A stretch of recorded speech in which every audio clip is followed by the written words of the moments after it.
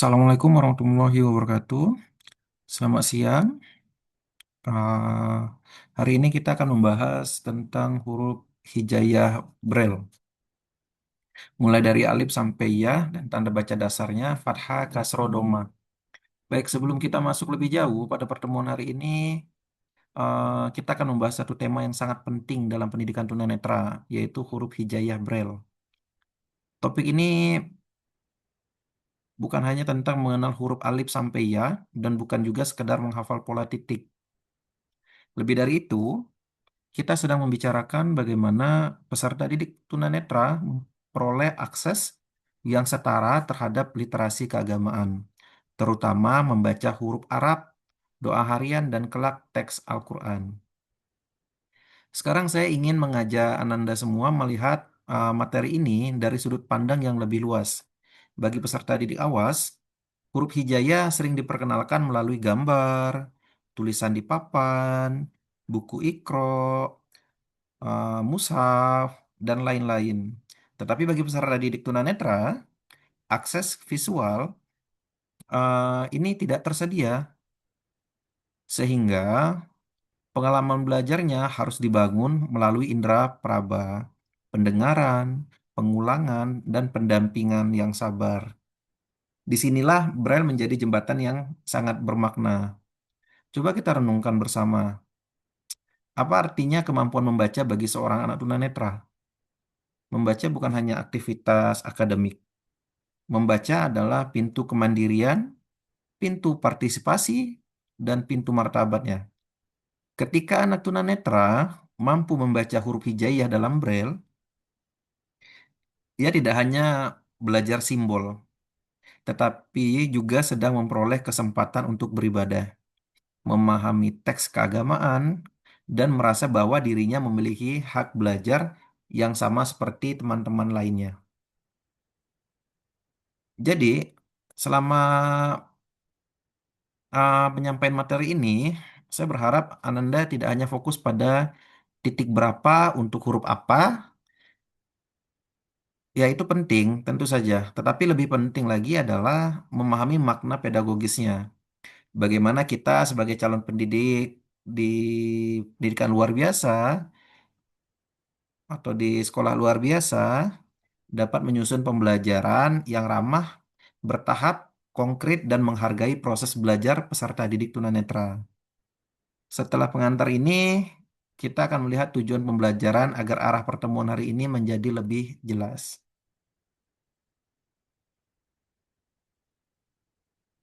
Baik, pada slide ini kita melihat tujuan pembelajaran yang ingin dicapai dalam pertemuan hari ini. Tujuan pertama adalah memahami konsep dasar huruf hijaiyah dalam sistem Braille Arab. Artinya, Ananda tidak cukup hanya mengetahui bahwa huruf hijaiyah bisa ditulis dengan Braille, tetapi juga perlu memahami bahwa Braille Arab adalah sistem penulisan taktil yang memiliki aturan dan tertentu. Tujuan kedua adalah mengenal huruf hijaiyah Braille dari alif sampai ya beserta pola titiknya. Ini memang bagian yang cukup teknis karena setiap huruf memiliki kombinasi titik yang berbeda. Tetapi jangan khawatir, kita tidak akan memaksa diri untuk menghafal semuanya sekaligus. Dalam pendidikan tunanetra, prinsip bertahap menjadi sangat penting. Kita mulai dari sel Braille, lalu pola sederhana, kemudian pola yang lebih kompleks.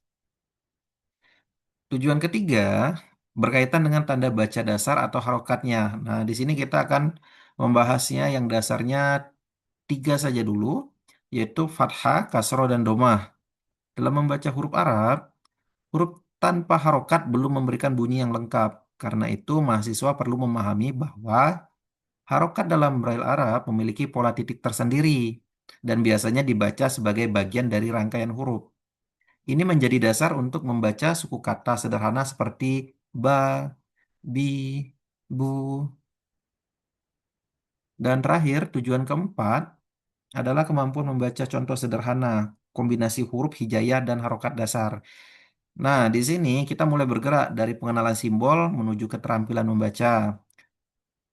Coba Anda bayangkan, seorang peserta didik tunanetra tidak hanya perlu tahu bentuk titik huruf ba, tetapi juga perlu memahami bagaimana ba bertemu fathah sehingga dibaca ba. Ba ketemu kasroh dibaca bi. Ba ketemu doma dibaca bu. Nah, disinilah proses pembelajaran menjadi lebih bermakna. Jadi tujuan hari ini mencakup tiga ranah sekaligus ya, pemahaman konsep, pengenalan simbol, dan keterampilan awal membaca. Kalau hari ini Anda mulai memahami bagaimana huruf hijaya dapat diakses melalui Braille, maka itu sudah menjadi capaian penting. Setelah tujuan ini jelas, kita akan mulai dari fondasi yang paling dasar, yaitu memahami apa itu sistem Braille. Oke, seperti materi sebelumnya kita sudah bahas, namun kita akan balik lagi sedikit bahwa kita perlu memahami tentang apa itu Braille. Braille ini bukan bahasa, melainkan sistem baca tulis taktil ya. Ini perlu ditegaskan karena seringkali orang keliru menganggap Braille sebagai bahasa khusus bagi tunanetra. Padahal Braille adalah sistem simbol titik timbul yang dapat digunakan untuk menuliskan berbagai bahasa, termasuk bahasa Indonesia, bahasa Inggris, bahkan juga matematika, musik, dan juga bahasa Arab. Sistem Braille menggunakan satu sel yang terdiri dari 6 posisi titik. Nah, seperti dilihat ini ya, 1, 2, 3, 4, 5, 6. Ada 6 titik. 3 titik berada di kolom kiri, yaitu titik 1, 2, dan 3. Ini dari atas ke bawah. Tit- Titik lainnya yaitu berada di sebelah kanan, titik 4, 5, 6. Nah, dari kombinasi titik-titik inilah membentuk huruf, angka, tanda baca, dan simbol lainnya. Jadi ketika kita menyebut titik 1, 2, maka ini ya, titik 1 dan titik 2. Itu berarti titik pertama dan kedua pada kolom kiri timbul dan dapat diraba. Sekarang saya ingin mengajak Anda membayangkan proses membaca Braille dari sudut pandang peserta didik tunanetra. Bagi kita yang awas, membaca biasanya terjadi sangat cepat melalui mata. Kita melihat bentuk huruf secara keseluruhan, tetapi dalam Braille, informasi masuk melalui ujung jari. Anak harus meraba pola titiknya, mengenali posisinya, mengingat maknanya, lalu menghubungkannya dengan bunyi atau konsep tertentu. Nah, proses ini membutuhkan latihan, sensitivitas raba, dan konsentrasi. Nah, disinilah pentingnya guru memahami struktur sel Braille. Jika guru sendiri belum paham posisi titik, maka pembelajaran akan mudah membingungkan. Misalnya perbedaan titik 1 dan titik 4. Nah, ini ya. Ini kan sebenarnya sepele karena letaknya berbeda kolom. Kesalahan kecil ini dalam menyebut posisi dapat mengubah makna simbol. Ini ya. Jadi kalau misalnya 1, 2, 4 atau 1, 4, 5 itu posisinya berubah. Padahal kan hanya posisi titiknya saja. Atau 1, 2, 5 atau 2, 4, 5. Nah, itu akan berubah nanti hurufnya. Jadi perlu diingat bahwa dalam satu sel Braille ini terdiri dari 6 titik. Baik, mengapa pembelajaran harus dimulai dari sel, bukan langsung dari huruf? Ya, karena sel Braille ini adalah ruang berpikir bagi pembaca Braille. Semua simbol hadir dalam ruang kecil ini. Jika peserta didik sudah memahami peta titik 1 sampai 6, maka ia akan lebih siap memahami, karakter yang lebih kompleks. Setelah memahami dasar ini, barulah kita masuk ke Braille Arab dan huruf hijaiyah. Oke, sekarang kita masuk pada pertanyaan penting. Apa itu Braille Arab? Nah, Braille Arab adalah adaptasi sistem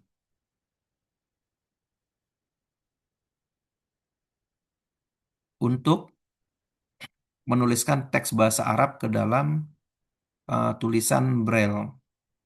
Jadi Braille Arab ini adaptasi sistem Braille ya, termasuk di dalamnya huruf hijaiyah dan tanda baca atau harakat. Dengan kata lain, huruf-huruf Arab yang biasa kita lihat secara visual ini diubah menjadi kombinasi titik-titik timbul yang dapat dibaca melalui perabaan.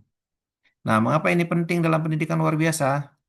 Karena peserta didik tunanetra juga memiliki hak untuk mengakses literasi keagamaan secara mandiri. Mereka berhak membaca doa, mengenal huruf hijaiyah, belajar teks Arab, dan pada tahap lebih lanjut membaca Al-Quran Braille. Hak belajar agama tidak boleh dibatasi oleh tugas pendidik.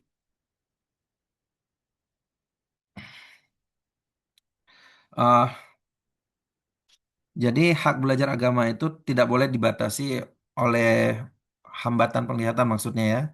Nah, kita sebagai guru ini mencari cara agar akses itu terbuka.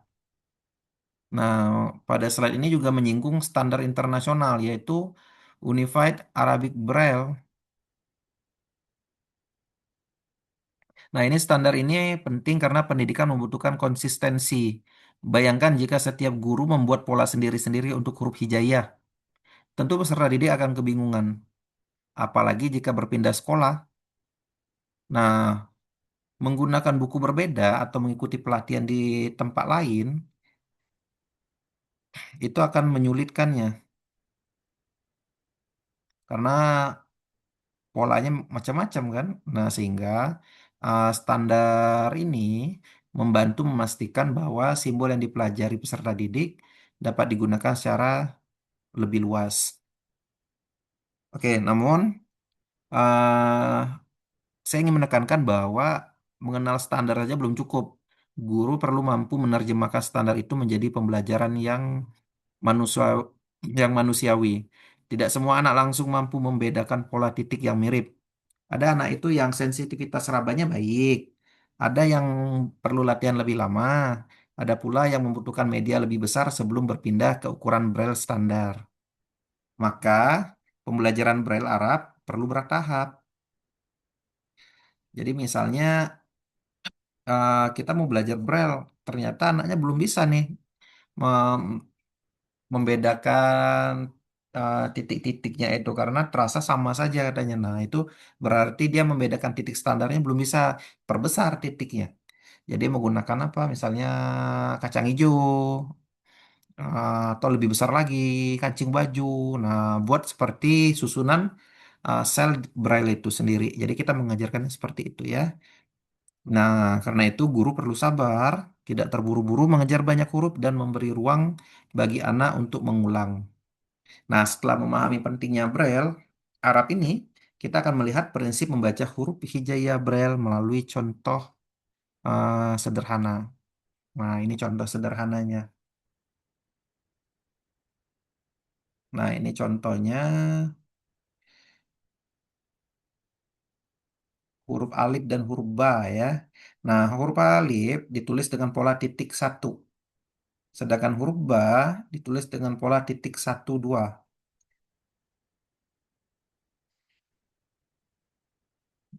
Ini hampir sama kayak huruf alfabet ya. Nah, di sini satu titik saja dapat menjadi simbol yang bermakna. Dalam alif, hanya titik satu yang timbul. Bagi pembaca awas, satu titik mungkin tampak ya sederhana ya. Tapi bagi pembaca Braille, posisi titik sangat menentukan. Titik satu berbeda dengan titik dua, ya kan? Berbeda pula dengan titik empat. Maka membaca Braille bukan sekedar merasakan ada atau tidaknya titik, tapi memahami posisi titik dalam sel. Kemudian kita melihat huruf ba dengan pola satu dua. Nah, di sini peserta didik mulai membandingkan dua pola. Kalau alif kan hanya satu titik, sedangkan ba titik satu dan dua. Nah, perbandingan seperti ini penting dalam pembelajaran awal. Anak tidak hanya menghafal, tetapi mulai membedakan pola. Nah, guru dapat bertanya, apa yang berubah dari alif ke ba? Nah, pertanyaan sederhana ini seperti itu bisa membantu anak membangun kesadaran taktilnya. Nah, disinilah letak pentingnya latihan meraba. Penjelasan verbal saja tidak cukup jika kita hanya mengatakan ba adalah titik satu dua. Nah, peserta didik mungkin bisa mengulang secara lisan, tetapi belum tentu mampu mengenali pola dengan jarinya. Karena media timbul, eh, mereka harus sering berlatih. Sehingga di sini membutuhkan kartu braille, riglet, stylus, kemudian media timbul lain, atau mesin ketik braille. Nah, sehingga anak bisa merasakan langsung bagaimana titik-titik timbul itu. Baik, selanjutnya coba kita renungkan bersama. Dalam pembelajaran tunanetra, pengalaman langsung seringkali lebih kuat daripada penjelasan panjang. Maka, saat mengajar huruf hijaya Braille, guru perlu menggabungkan suara, sentuhan, pengulangan, dan umpan balik. Setelah memahami prinsip melalui alif dan ba, kita akan masuk ke kelompok huruf hijaya pertama, mulai dari alif sampai kho. Ini ya. Nah, ini titiknya. Nanti bisa dibuat huruf-hurufnya. Ini kalau kita buat nanti jadinya seperti ini. Ntar mana pas and show-nya dulu.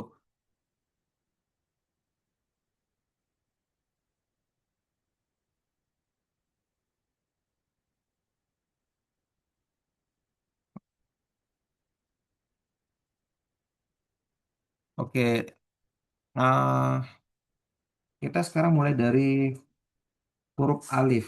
Nah, kalau huruf alif ini gampang ya, karena ini mungkin yang pertama kali dihafal sama mahasiswa itu ya ini huruf alif. Nah, misalnya ini titik satu, kita perbesar. Nah, ini huruf alif. Kalau ini huruf ba, eh, bentar.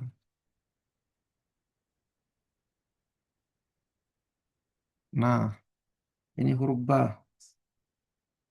Kalau ini 2345, 2345 ini huruf ta.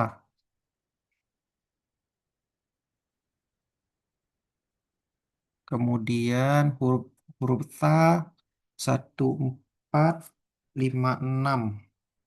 1456 ini kebalikan dari huruf P ya. Ini 1456. Ah, ini dia. Kemudian huruf jim. Jim ini kalau di huruf alfabet ini J ya. Eh, oke. Huruf jim. Kalau ini huruf H. Huruf H ini 156. 156.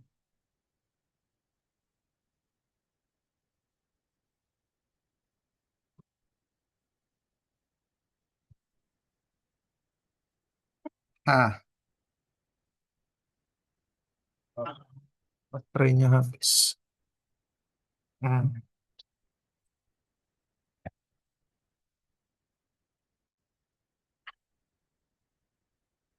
Kemudian huruf O.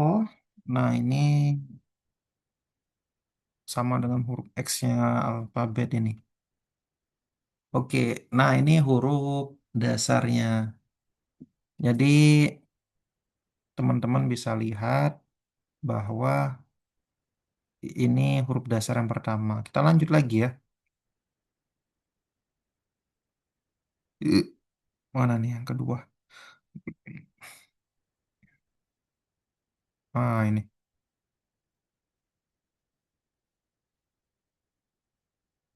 Besar dikit biar kelihatan.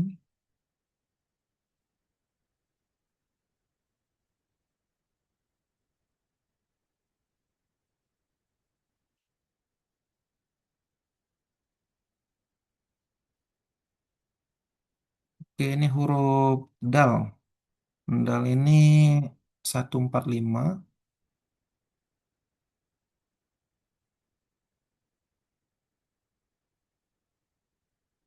Habis itu zal. Zal ini kalau misalnya kita lihat di huruf braille-nya, dia ini kebalikan dari huruf Z. Nah, kalau dicerminkan huruf Z itu, nah jadilah huruf zal. Ini, hop, eh, nah ini 2346. Oke, oke ya. Kemudian roh. Nah, ini sama dengan huruf apa nih? R ya.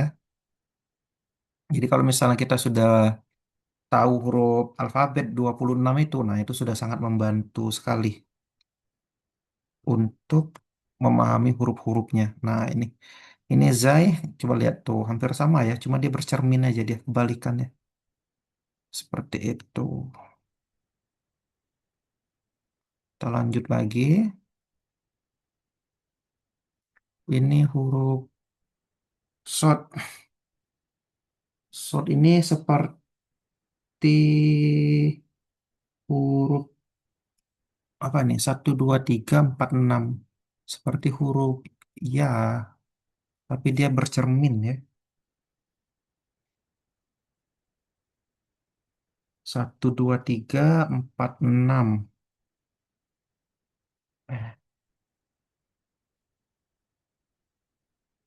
1, 2, 3, 4, 6.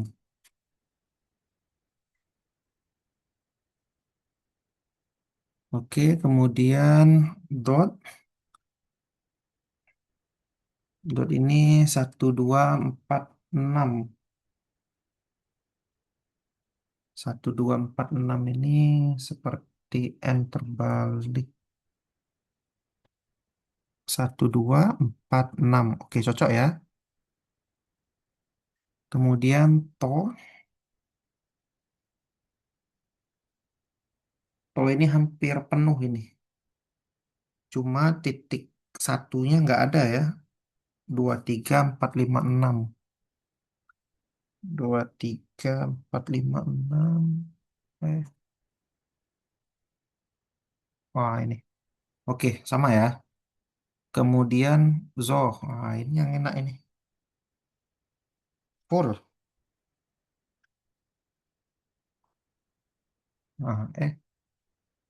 Nah, ini. 1, 2, 3, 4, 5, 6. Nah, kalau di alfabet ini justru salah ya, atau tidak diisi. Kalau selanjutnya ini ain, ain ini kebalikan dari titik to ini, jadi dicerminkan. Hmm, titiknya ya.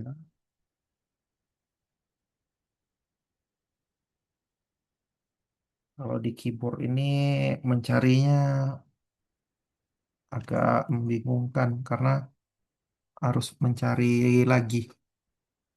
Oke, ini ain ya. 1, 2, 3, 5, 6. Oke, cocok ya. Kemudian koin.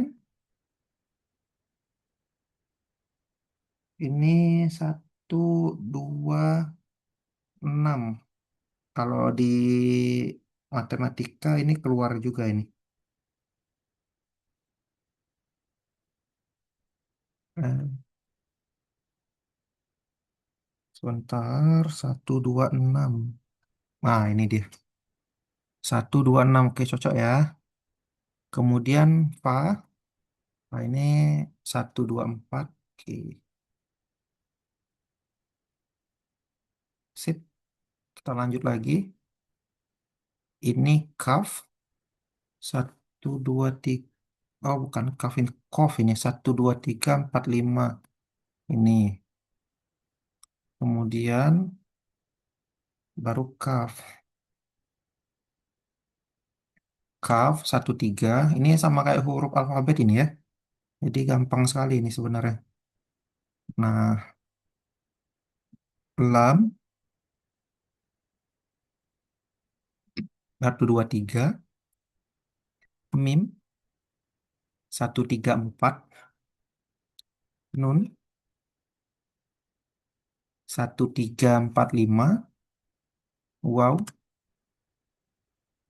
wow ini 2, 4, 5, 6,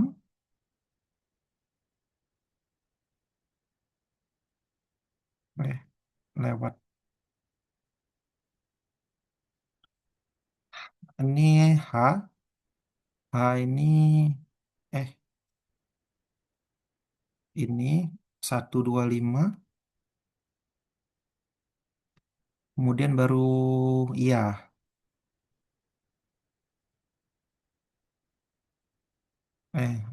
ini 2, 4, oke.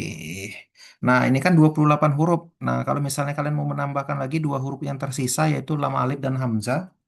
Kalau untuk lam alif, dia titiknya 1, 2, 3, 6. Ini untuk lam alif. Pak buat aja ya. Wah, ini lam alif, ini. Kemudian untuk hamzah, hamzah ini titik 3. Jadi hamzah ini titik 3.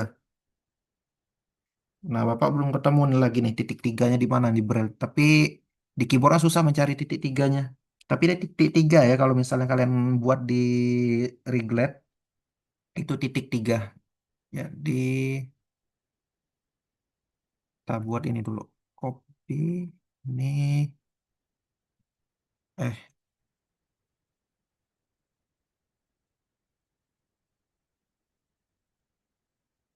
lam lam alif. Kalau Hamzah, Hamzah, ntar aja lah. Hamzah titik 3. Nah, kalau lam alif titik satu, titik 1, 2, 3, 6 sama dengan. Nah, ini. Oke ya, ini kalau misalnya 30. Oke, ini huruf dari alif sampai ya. Kemudian kita masuk lagi ke teknik dasar dalam Huruf Arab. Nah, ini kita ada 3 yang kita pelajari. Fathah, kasroh, doma. Fathah ini titik 2. Kasroh ini titik 1, 5. Dan doma ini titik 1, 3, 6. Jadi kalau fathah dibaca A, kasroh I, doma U. Ini contohnya. Misalnya ba. Kita contohkan ya. Sama dengan kalau kita braille kan. eh,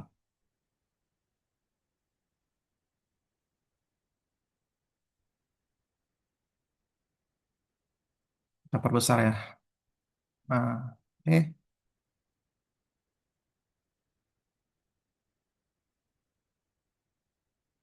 ini ba ya. Kalau kita braillekan menjadi huruf braille-nya, braille Arabnya,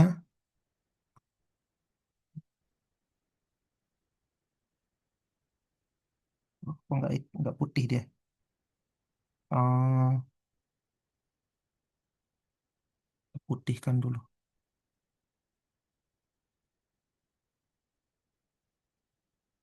Nah, ini sip. Ini B ditambah titik 2. Dia akan berubah menjadi bacaannya jadi ba. Titik 2. Ini dia. Nah, itu ya. Bah, kalau misalnya B sama juga.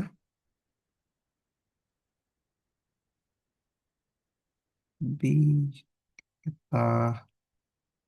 kalau B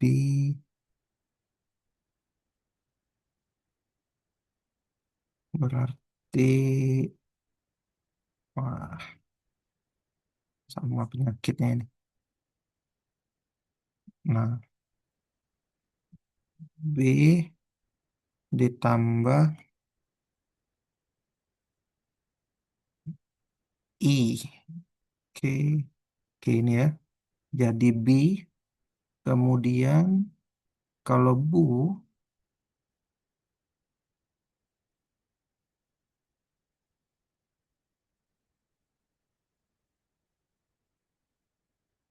kalau Bu berarti ini,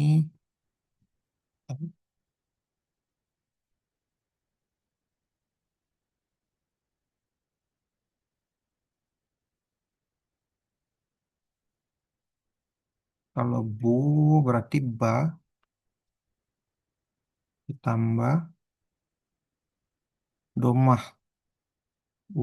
Nah, jadi Bu. Oke, kemudian Pak, ini gimana bacanya Pak? Kalau misalnya di Al-Quran kita kan baca dari kanan ke kiri. Apakah bacanya juga dari kanan ke kiri? Jadi kalau untuk Al-Quran Braille bacanya sama dari kiri ke kanan ya. Nulisnya yang dari kanan ke kiri. Oke, ini contohnya. Ba berarti titik satu dua. Ini jayanya ba tambah titik dua. Jadi fathah ya. Jadi ba. Ini jadi kasro. Tah 2345 tambah titik 15. Mim juga 134 ditambah titik 136 jadi doma. Ini contohnya ya, kita contohkan. Ini 134 ditambah titik doma 136 jadi mum. Lam juga titik 123 ditambah titik 2 jadi la. Nun juga nu mana ini perginya?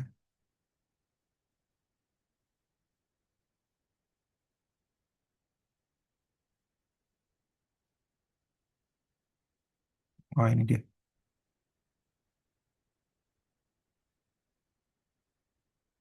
Nun mana tadi? Tadi nun ya. Nun 1345 cocok ya. Ditambah kasroh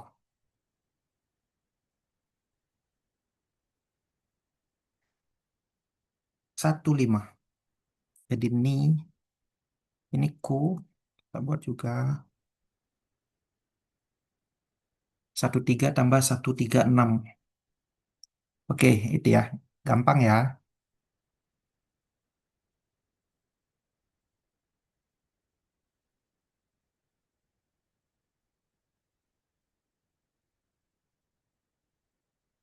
Baik, pengenalan sel Braille mulai dari konsep 6 titik dan posisinya sebelum masuk ke huruf hijaiyah ya.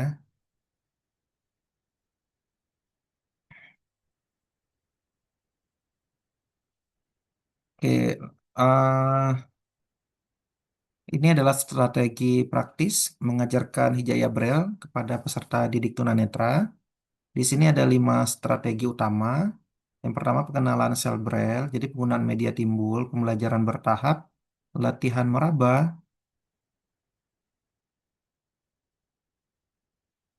latihan meraba pola titik, serta pengulangan dan evaluasi individual. Nah, kelima strategi ini sangat penting karena pembelajaran Braille adalah pembelajaran yang sangat bergantung pada pengalaman taktil. Pertama, guru perlu mengenalkan sel Braille 6 titik sebelum masuk ke huruf hijaya. Nah, ini seperti mengenalkan peta sebelum meminta anak berjalan. Jika anak belum memahami posisi titik 1 sampai 6, maka pola huruf akan terasa seperti kumpulan titik tanpa struktur. Pengenalan sel dapat dilakukan dengan model besar, misalnya tadi yang kancing baju, atau papan titik, atau media sederhana yang memungkinkan anak meraba posisi dengan jelas. Oke, kedua, gunakan media timbul. Nah, ini misalnya reglet, stylus, mesin tik braille, flashcard braille, kartu timbul braille lain, atau bahkan buatan dari guru yang yang sederhana lah yang bisa membantu anak. Oke, kemudian dalam pendidikan tunanetra, benda konkret bukan pelengkap, jadi melainkan kebutuhan utama. Anak perlu merasakan titiknya, bukan hanya mendengar penjelasan tentang titik. Guru yang kreatif dapat membuat variasi media agar anak tidak bosan. Kemudian yang ketiga, ajarkan secara bertahap. Jangan memperkenalkan terlalu banyak huruf dalam satu sesi. 3 sampai 5 huruf sudah cukup kok untuk pembelajaran awal, tergantung kemampuan anak. Nah, kemudian lihat, lebih baik sedikit tetapi dikuasai daripada banyak tetapi membingungkan. Nah, dalam hal ini, guru perlu menahan diri dari keinginan menyelesaikan materi terlalu cepat. Karena kan banyak ya, dari huruf alif sampai ya itu ada 28 sampai 30 huruf hijaiyahnya, kemudian tambah lagi fathah kasroh doma. Itu udah 3 pula masing-masing huruf. Contohnya huruf A, udah A, I, U. Berarti kan tadi 30 dikali 3 pula 90 kan itu yang mau dikejar. Jadi harus sabar. Keempat, latihan meraba pola titik perlu dilakukan secara langsung. Anak perlu membedakan titik yang timbul dan tidak timbul, posisi atas, bawah, kiri, kanan, serta pola yang mirip. Kelima, nah ini lakukan pengulangan dan evaluasi individual. Setiap peserta didik memiliki sensitivitas raba yang berbeda, pengalaman belajar yang berbeda, dan kesiapan yang berbeda pula. Nah, coba kita renungkan, bukankah pendidikan yang baik adalah pendidikan yang menyesuaikan diri dengan kebutuhan peserta didik kan? Bukan memaksa semua anak mengikuti kecepatan yang sama.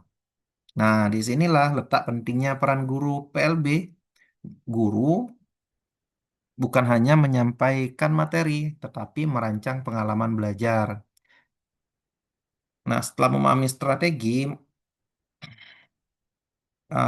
kita seharusnya akan latihan uji pemahaman. Namun di sini, oke, Bapak lewatkan dulu. Ketika bertemu mungkin baru kita coba. Oke, kesimpulannya, pertama, huruf hijaiyah dapat dipelajari dalam sistem Braille Arab melalui pola titik yang terstandar. Nah, ini berarti peserta didik tunanetra memiliki akses untuk mempelajari huruf Arab melalui jalur taktil. Akses ini penting karena literasi keagamaan adalah bagian dari hak pendidikan. Kedua, setiap huruf hijaiyah memiliki pola titik yang unik. Keunikan pola ini memungkinkan pembaca Braille membedakan satu huruf dari huruf lainnya. Namun, dalam pembelajaran, guru perlu memperhatikan huruf-huruf yang polanya mirip agar tidak menimbulkan kebingungan. Nah, tadi kan ada tadi yang Bapak bilang seperti cermin-cermin itu. Nah, itu kan hampir-hampir mirip itu. Kemudian, penguasaan pola membutuhkan latihan, perlu diulang, dan pengalaman meraba secara langsung. Jadi nggak bisa sekedar ngomong-ngomong saja ya. Kemudian yang ketiga, fathah kasroh doma merupakan harokat dasar yang membentuk bunyi. Nah, dengan memahami 3 harokat ini, peserta didik mulai dapat membaca suku kata sederhana seperti babi, bu, lalilu, naninu, kakiku. Nah, seperti itu ya. Jadi, harokat adalah jembatan penting dari pengenalan huruf menuju keterampilan membaca. Keempat, pembelajaran hijayah Braille perlu dilakukan secara bertahap, taktil, berulang, dan disesuaikan dengan kebutuhan individual peserta didik. Jadi coba kita renungkan bersama apa artinya pembelajaran yang adil itu. Pembelajaran yang adil bukan berarti semua anak diberi cara yang sama, tetapi setiap anak diberi dukungan sesuai kebutuhannya. Dalam konteks tunanetra, dukungan itu berarti akses taktil, waktu latihan, media yang sesuai, dan guru yang sabar. Nah, kalian apakah sudah bisa menjadi guru yang sabar? Balik kepada diri sendiri ya. Se- Sebagai calon pendidik PLB, Ananda perlu membawa pulang satu pemahaman penting. Braille bukan sekedar teknik membaca, tetapi alat pemberdayaan. Melalui Braille, peserta didik tunanetra dapat belajar secara mandiri, mengakses teks, dan berpartisipasi dalam kehidupan akademik maupun keagamaan. Nah, setelah kesimpulan ini, kita akan menutup pertemuan dengan refleksi dan tanya jawab. Jadi silakan kepada teman-teman yang ingin bertanya, boleh kirim ke grup WhatsApp kita ya. Oke. Sampai di sini dulu pertemuan kita. Wassalamualaikum warahmatullahi wabarakatuh.